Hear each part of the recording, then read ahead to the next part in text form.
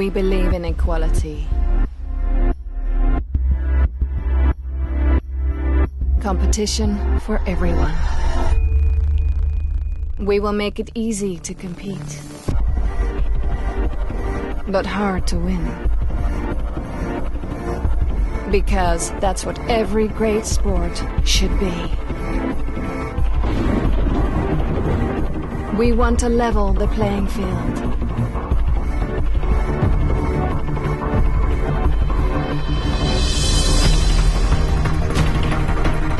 We want to find out what good actually means.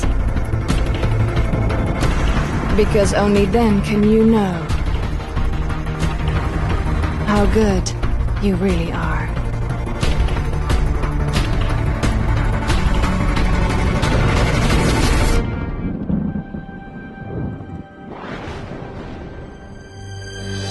We believe in gaming.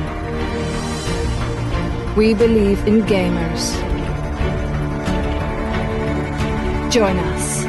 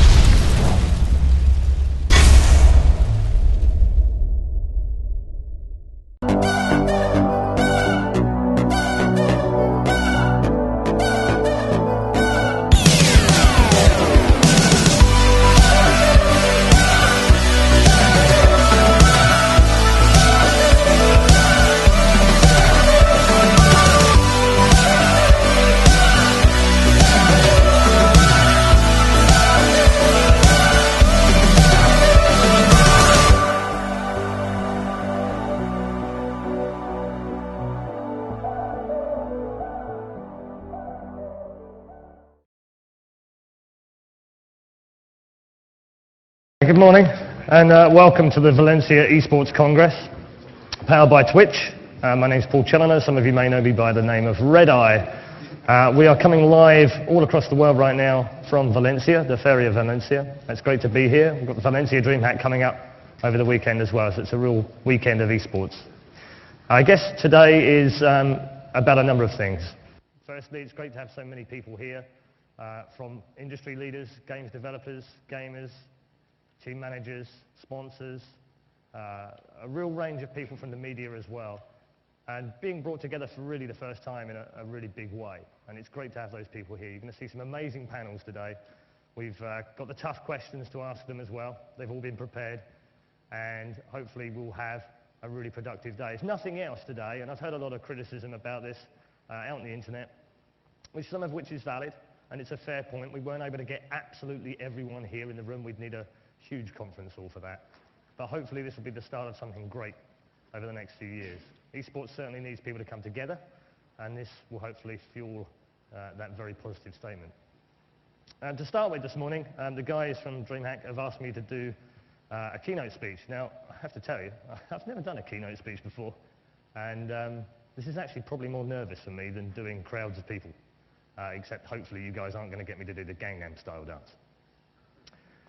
Okay, so I thought, how do I do this? Originally, the organisers here at DreamHack Valencia asked me to kind of explain a little bit about my history, my road to where I am now as a professional host and commentator.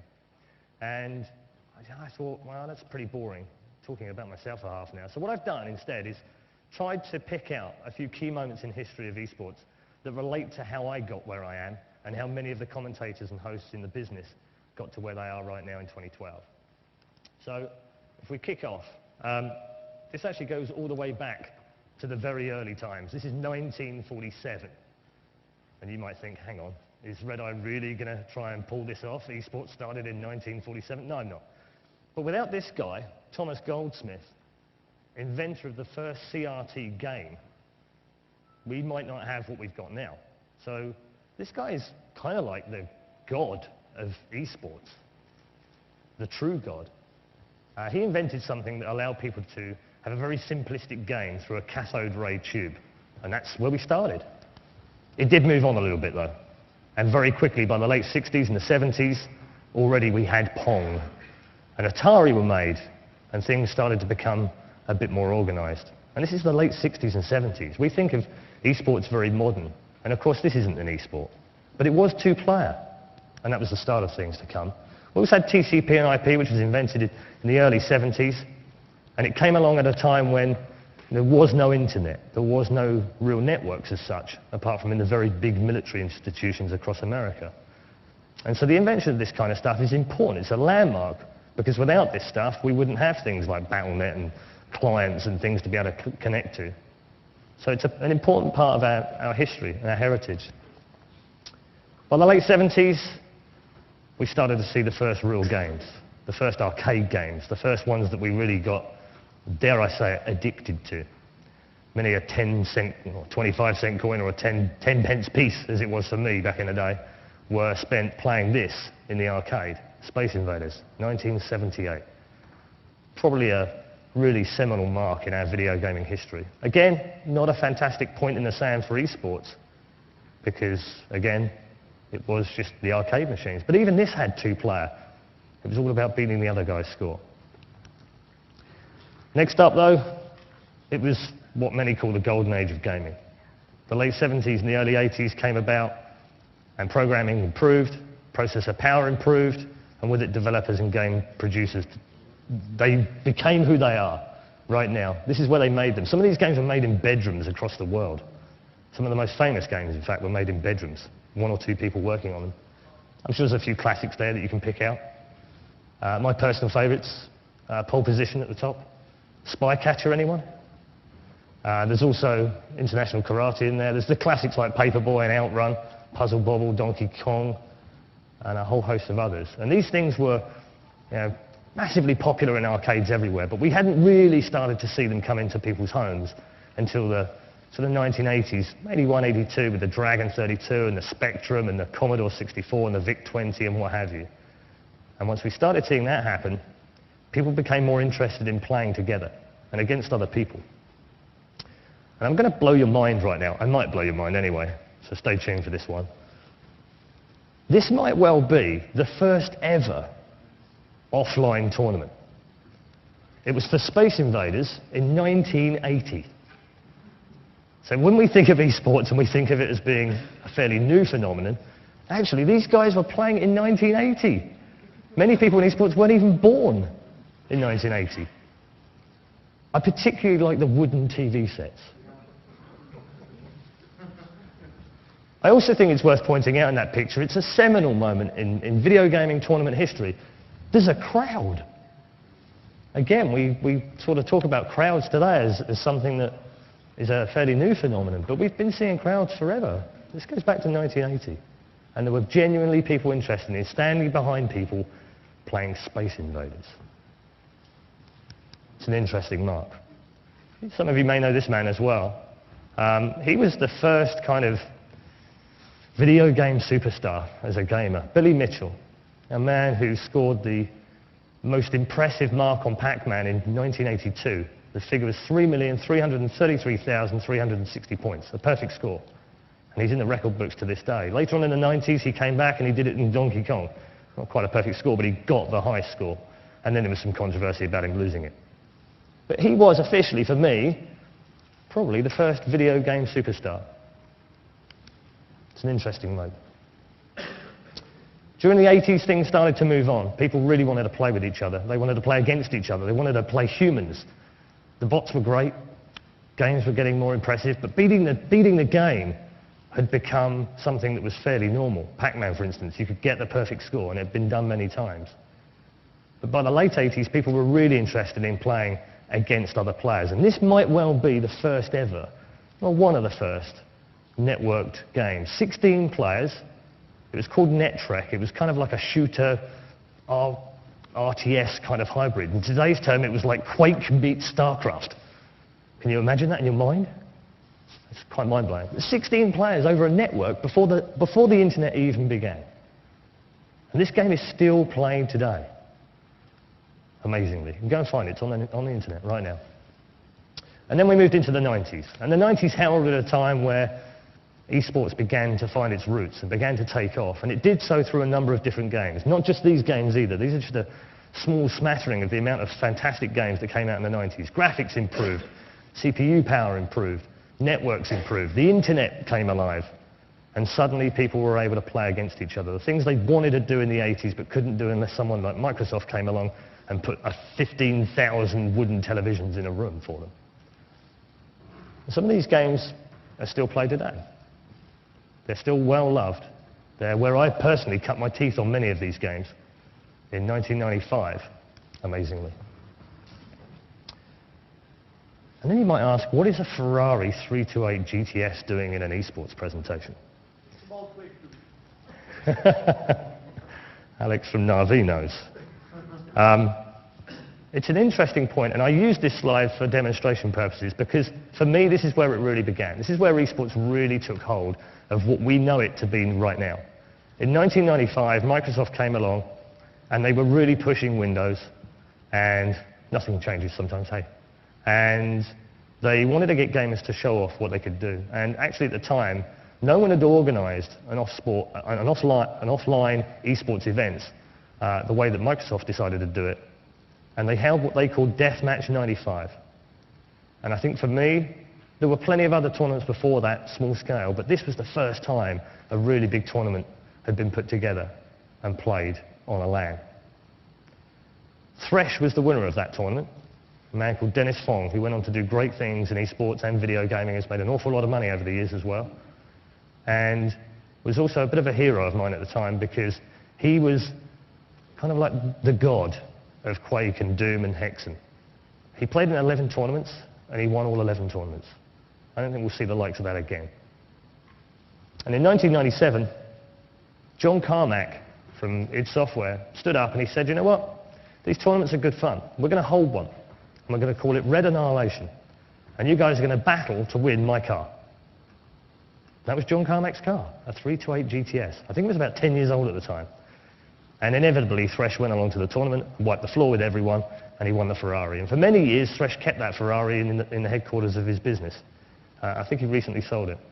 But it is a point in time for esports, I think, which is really important. It's the first time that a major prize of any kind had been offered to video gamers. And suddenly, people started to be turned on to the fact that esports could be something viable for them to actually play at the weekends and make some money. And that led to a whole plethora of companies coming up, being born, the first of which CPL through Angel Munoz. And like him or love him, he was one of the first to really try and professionalize esports in the late 90s. 1997, 15 years ago. And it spawned a lot of other things as well. There were more leagues than even I can mention on this slide, but in general, there were offline leagues in Europe, in Asia, in North America, and of course, importantly, in Korea. It's quite a good time to talk about Korea as well. You'll notice in these slides that I don't talk about Korea as much, and that's mainly because In a solar system, Korea is like its own planet. It has its own set of rules when it comes to esports. You can't compare it, or at least you couldn't compare it perhaps until this year, with anything that we do in the Western world or the other side of the world, frankly. So I have, on purpose, kind of left Korea out. But it's an important area to remember of their growth and their development and what that's meant to the Western world as well. This one's a bit of a shaky picture. This guy is like the godfather of shoutcasters. Radaraznitsky and two other guys who joined together to form what they called the Tribes Shoutcast Network. Back in 99, maybe 2000, I think. And I'm doing this pretty much from memory because I can't remember that far back. But all I know is these three guys started doing Tribes, and they figured out that they could use Winamp and a Shoutcast plugin that people use to do radio streams to bring video game commentary to people. What a cool idea. It's like video game commentary on the radio. This is like 99, 2000 time, I think. So these guys were the forerunners for what I do now and what all of the other shoutcasters do now in the world. And it's where that term comes from. It's where shoutcaster came from. It wasn't a terminology for gamers as such. It was actually just a name for someone who did shoutcast radio. And so we owe a lot to this guy. He might not know it, and I'm sure right now he's thinking, where the hell did Red Eye get that picture from? And that's the only one I can find of him, which I think is quite sad. But for me, this is about pointing out who the great people were, who the people that really blazed a trail for the likes of the rest of us to come through and do what we love. And this guy was very important in that. Some of you may know this guy. I count him as a personal friend. I'm very honoured the fact that I worked with him for so many years. He's, of course, DJ Wheat. And around 2001, 2002, he started the journey just like I did. And very similar journeys, actually. We were both in clans. We were both playing at a fairly decent level. I wouldn't call it a high level. I sort of roped onto the end of 4 good teammates and played in a top team, and they carried me along for a while. I think Wheat was probably a little bit more successful than I was, certainly in Quake 3. And his team wanted to go to Europe to the ESWC, and he had to stay behind. That was pretty sad. But as a sort of thing to try and follow it, he started shoutcasting. That's how he got into it. Me, I got into it through Clanbase. Clanbase guy came to me one afternoon and he said, Red Eye, you play Unreal Tournament, do some shoutcasting. And my response was, what the hell is shoutcasting? I had no idea. I didn't know what it was, how you did it, or how you set it up. And fortunately, through some friends and some very technically gifted people, they were able to set me up with headsets and Winamp and do some stuff like that. And off I went, drunkenly casting Unreal Tournament, threatening people that if they didn't cap a flag soon, I'd take a tequila shot. That didn't end well. I think it was 6-5 in the end. And that's how this thing kind of started for us, for me, for Wheat, for a number of other shoutcasters at the time. We were unpaid, we were unprofessional, we didn't care. We were just having fun, and we were providing a small service to a group of people that loved their game. And that's pretty much how all of us started out. This guy also started out very similar. He was a top StarCraft player in the US, Tasteless, a man that I met in 2005 for the first time, at his first big tournament, by the way. And he's come through the same roads. He's not going to like me, by the way, for that picture. That's a personal picture that's never been seen before from the archives of Red Eye. And he won't thank me for it, so sorry, Nick. But he started very similarly. You know, he played the game, he loved the game, he was into the community, and he wanted to talk about it. And he knew how to talk about it. He knew how to articulate about his game and put that passion into words. And he did that from 2005. So some of these guys have been around for a long time already. And 2005 is a really good marker for me as well, because it's the time when we switched from being sort of amateurs on radio and making a bit of a hash of it, frankly, to starting to work towards becoming more professional and have professional broadcasts. This was shot in 2005. This is our sum total of our production kit in 2005. It was the first time we did video with a company called Inside the Game, which Marcus and a few other very clever people set up on the back of being in TSN. And when we went to the Electronic Sports World Cup in 2005, this is what it looked like. It was the first time we'd done video online. 2005. This is when internet charges were still being made on your telephone. This is when we had no major ADSL across the world. And this is when we could only stream in standard definition at 384K. And yet, thousands of people still tuned in, and they loved it. They thought it was fantastic. Until we got DDoSed. Which became a thing. Which I'm glad to say that has changed. But in 2005, we had no Twitch, we had no owned, we had no servers. And I'm not trying to make this sound like we were poor, but we pretty much were. We didn't get any money to be doing this. We flew all over the world, and that was fantastic, and I was really thrilled to go and see new countries. But we didn't get paid, and very often we actually flew ourselves out to tournaments on the back of the fact that we wanted to be there. We wanted to be involved with the players. We wanted to bring that action to the people back home. It was very much a labour of love. There weren't many people making money from it. In fact, I don't think there was anyone making money from it in 2005. And there's a very old picture. That's the ITG crew from 2005 in Singapore, one of my personal favourite events I've ever attended at WCG. And it marks a moment in time for us because it became at the end of that year, we'd had a fantastic year as a commentary team. TSN had really flourished as well with their work with the CPL. And suddenly we had two very big, viable companies working on tournaments, still with no real business model, still with no real professionalism. We were still learning as we went. But slowly but surely we were getting better. Production values were going up. Internet streaming was getting better, even if it was ridiculously expensive. And we'd begun a road towards roughly what we've got now. And then into 2006.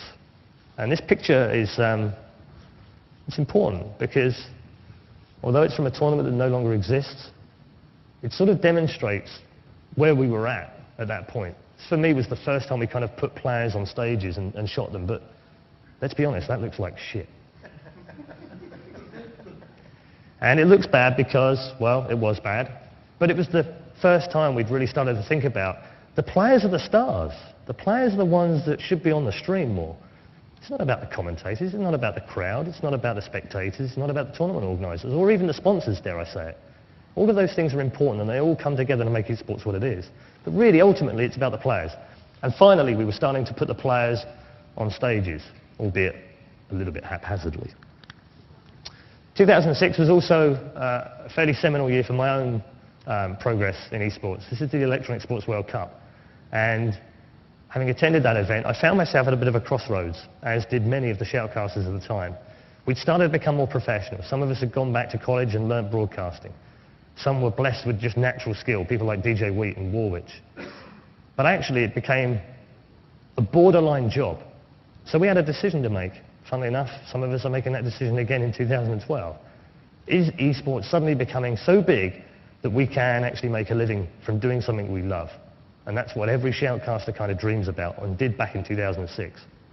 And at the end of that year, without giving you a sob story, I was at a crossroads. I'd spent a year out from finance and law. I'd been paid off for a year, having been made redundant the previous year and allowed to travel the world. I'd funded pretty much myself with some help from a company called GGL.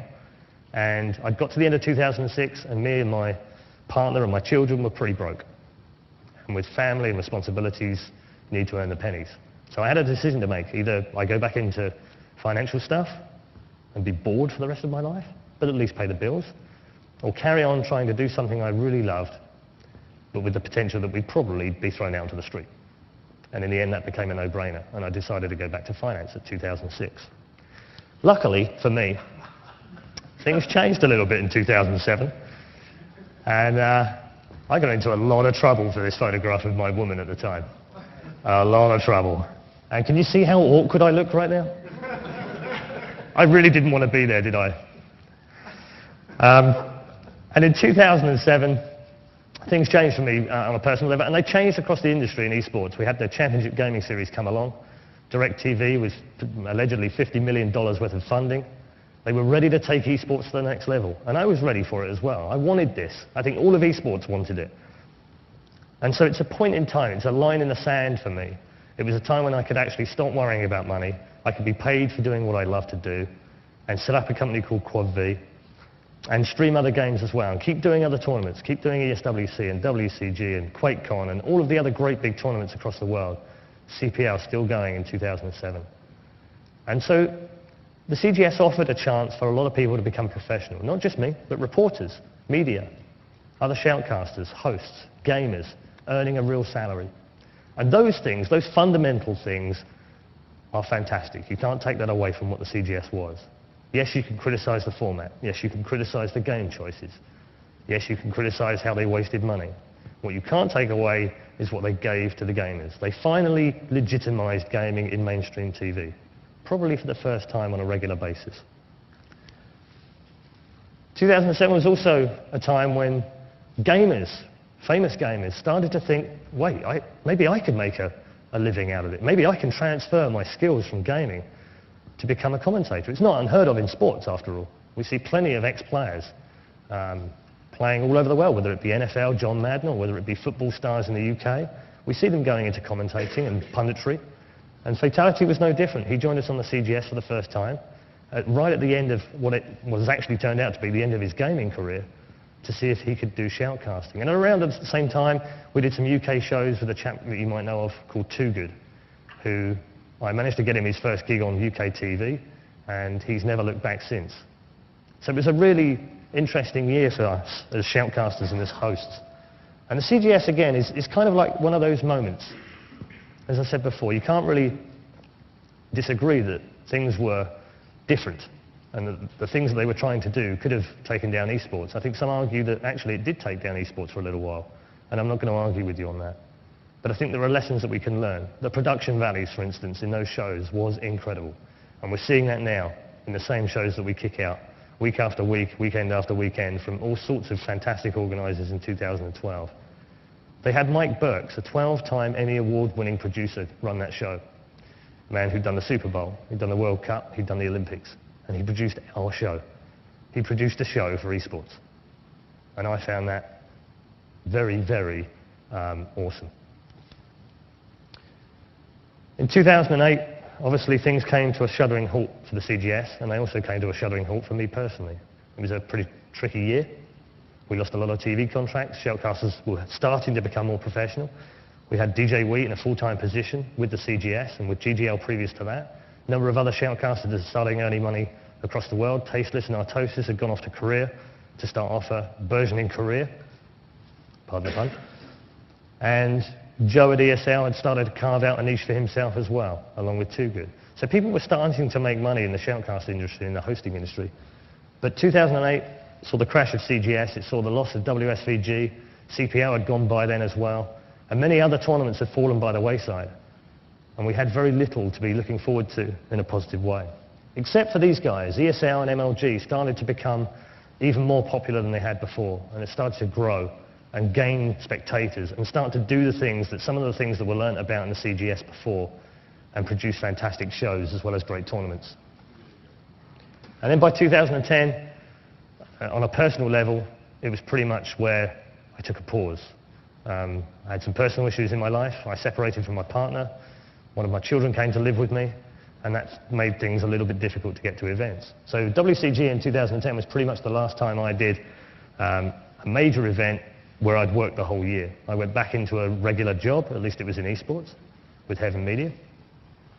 And whilst I enjoyed that job, it still wasn't commentary, it still wasn't going out doing TV. And we had a little bit of a gap in terms of the hosting and shoutcasting. But one of the things I'm really proud about is that over the years, just like DJ Wheat took me under his arm and helped me and nurtured me and showed me how to do the job really well, I was able to pass that experience on to other people as well and invite them to come out to tournaments. People like Apollo and Rivington here, who did WCG 2010 Grand Finals, was one of their very first big tournaments.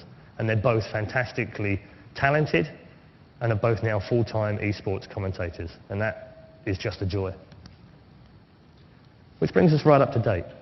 You'll excuse me for skipping 2011 and 2010, but I wasn't around much. And I don't really know what went on. I stayed in touch a little bit, but this is what I do know. The arrival of people like Twitch and Owned has changed the industry. It's changed shoutcasting, it's changed hosting, it's changed tournaments, it's changed streaming, it's changed the way people look at us in esports. It's changed the way that gamers are portrayed.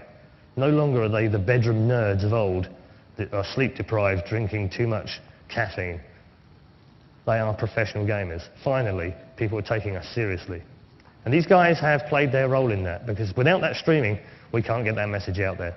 And the proliferation now of shows and tournaments and coverage and media is just mind-blowing compared to where it was even 3 years ago. And you go back to when I started 10 years ago, I was happy if I got a mention in a clan-based match report. It's come a long way. Some of you may know this guy as well. I'm going to own up to being a good friend with him, and he'll hate me for that picture as well. I don't think I've published that one either. This is Carmack from the ESL. And he, along with a load of other people like DJ Wheat, and a whole host of other people like Scoots and Slasher and lots of people who have come from what we have been dubbed the old boys club, which I don't believe in, by the way, are now in prominent positions in esports to try and help us drive this video gaming phenomenon even further. And for me, that's great. We were all the old guard. We were in at the very beginning. We knew what the challenges were. We knew what we wanted to achieve, and we knew how good this thing could look. And finally, these people are being put in positions where they're able to do this full time and make a difference to esports. And finally, a good set of casters on the screen there. That's like a who's who of shoutcasters and hosts. We come to the Valencia Esports Congress, a chance for us to sit down and discuss all of the last 17 years of esports, figure out where we've been, where we are, and where we're going next. I don't think we'll make many decisions this weekend, but I think conversations will happen, healthy conversations, healthy debates, and hopefully we can show the public just how serious but how passionate we are about esports. Thank you very much.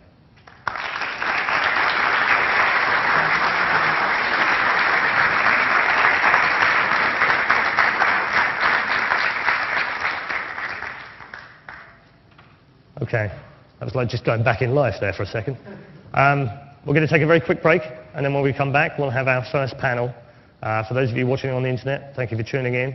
You do not want to miss these panels, so in about 10 minutes' time, we'll have our first panel set up, and we'll start discussing where we are in esports, so make sure you come and join us. For those of you in the crowd, please feel free to take a quick break, and we'll see you in 10 minutes.